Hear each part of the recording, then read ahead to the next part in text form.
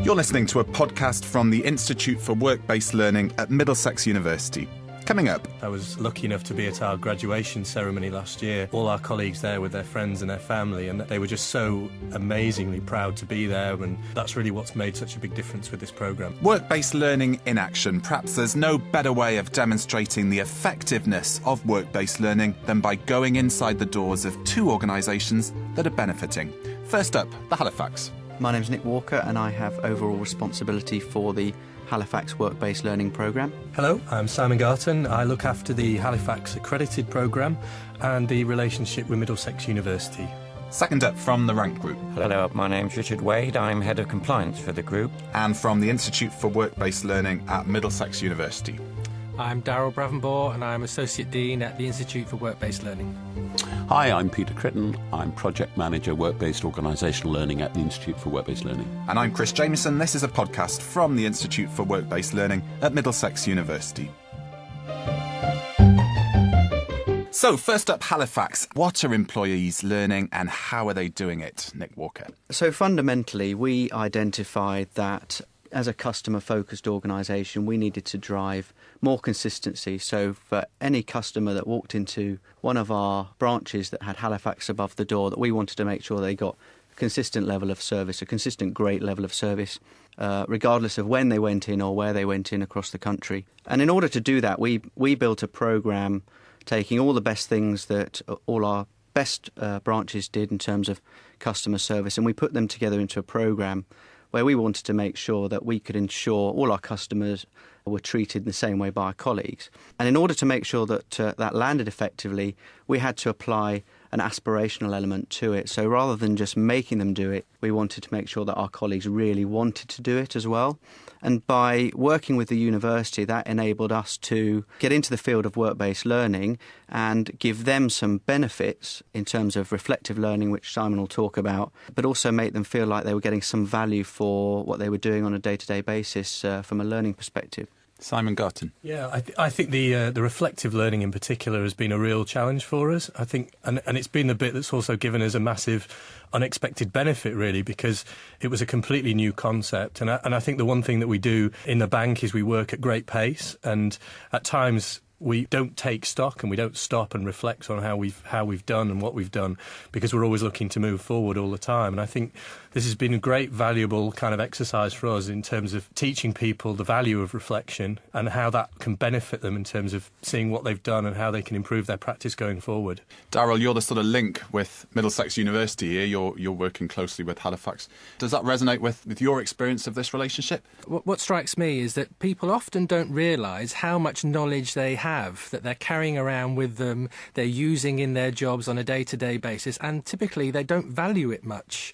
And what we hope that we bring is a means by which that learning can get recognition in some kind of way. One of the things that happens in a lot of people's working lives is that we're focused on delivery, on the sort of normal aspects of our job, and there's not often an opportunity to sort of sit back and think for a moment, am I dealing with this particular work problem in the most effective way? Am I thinking about the ways that other people are addressing this problem? Have I discussed this with my work colleagues?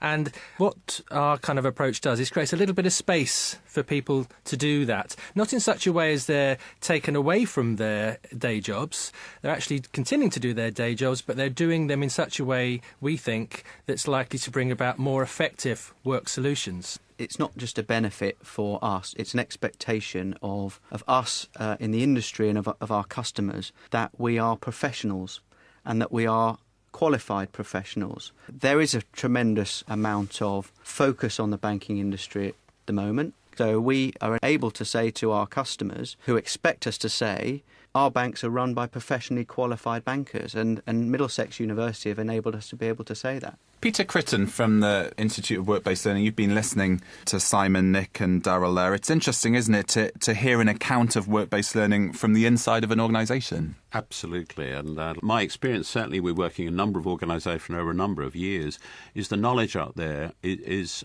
right on the edge of innovation, and we could learn from that. worked in the business school for 20 years. There's so much practice that's relevant. I mean, what's going on around? We've got, the economic situation. We've got people that are surviving and finding new ways of doing things. And I think work-based learning gives them a way of making that known and discussed with other people and shared. So I think, we are really improving our practice as well. Peter, introduce our listeners to Richard Wade from the Rank Group. Richard is head of compliance at Rank. The HR director of Rank, Sue Waldock, who actually is now doing a doctorate with us, as it happened, wanted, I think, to try out this as a process. She had a very clear idea of development within Rank and saw this as a way of adding value to the organisation, but in a very practical way.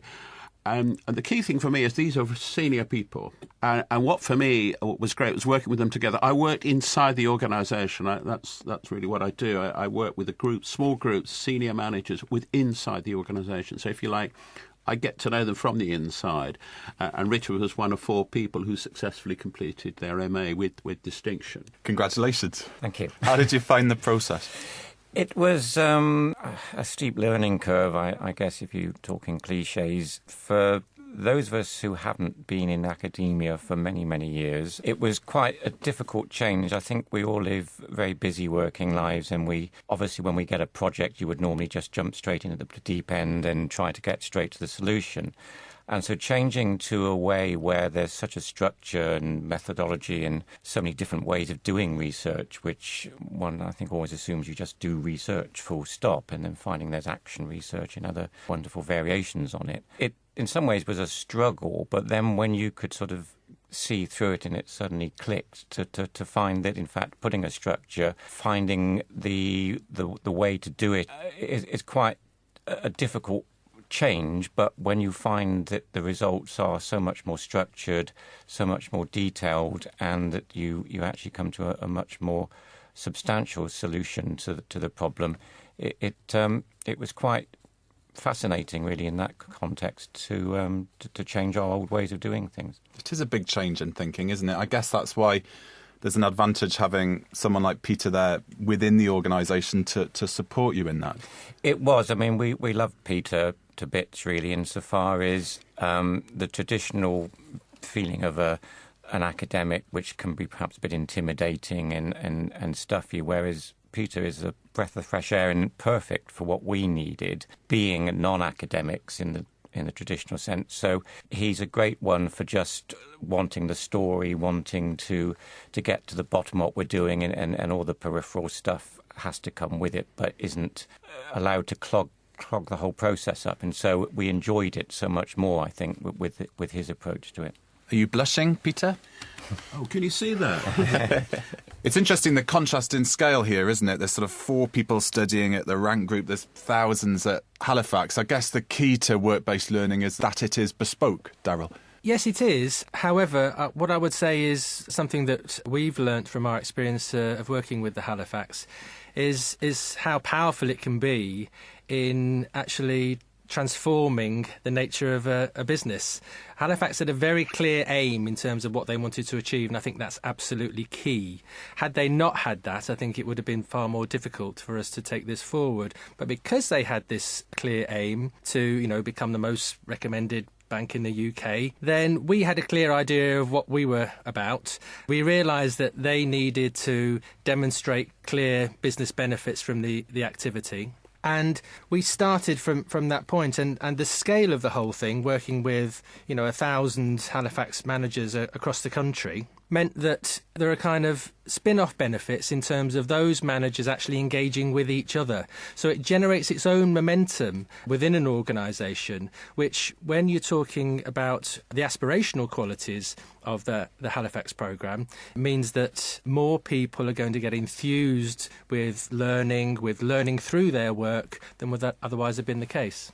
And the Rank Group perspective, Peter? Although there were only 4, these were selected directors at very senior levels. And I think that's important. We were affecting, I think, helping to affect strategy. Only 4 people, but the impact of those people was very wide within the organisation. And I have a particular interest of working particularly with senior directors and CEOs, although they're small numbers, that they are at a level where they can impact on strategy. going to put my 3 guests from Halifax and Rank on the spot now and ask them for 3 words each. What has Middlesex University's Institute of Work-Based Learning brought to your organisation that perhaps wasn't there before? First of all, Richard from the Rank Group. Reflection, I'm glad I got that one in first. Reflection is fundamental. Teamwork and pride, I think, personally, in terms of the pride of getting such a qualification and being able to use the learning for the benefit of the company as well. So that's about 200 words. It's much more than 3 words, but that's okay. Simon. Interestingly, I'd written down 1 word, and it was just pride. I think whilst there are many other things, that was the thing that really stood out. I was lucky enough to be at our graduation ceremony last year, and it was just such a fantastic occasion to see all our colleagues there with their friends and their family, and they were just so amazingly proud to be there, and it just meant such a lot to them personally, and that's really what's made such a big difference with this programme for me. Good stuff. Nick Walker. Well, I'm the only one that's going to pass your test and do it in 3 words. And that is that learning is viral. And what we've really found is that we didn't expect this to take off like it did in any sense. But it's caught on to the extent that has enabled us to now push right through into the entire banking group of Lloyds, this programme. So we're excited about that. Thank you to all my guests from Halifax, Nick Walker and Simon Garton, from the Rank Group, Richard Wade, and from the Institute for Work-Based Learning at Middlesex University, Darryl Bravenboer and Peter Critton. For more information on work-based learning at Middlesex University, ring 020 8411 5050 or online at www.mdx.ac.uk/beyond training. Listen out for other podcasts in this series on YouTube. Search for University IWBL channel.